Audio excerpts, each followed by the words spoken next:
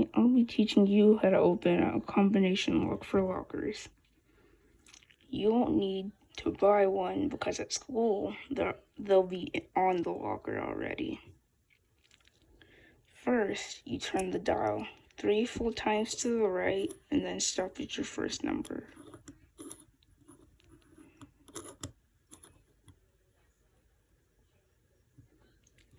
Then, you turn to the left. You turn the dial to the left once, then go to your second number.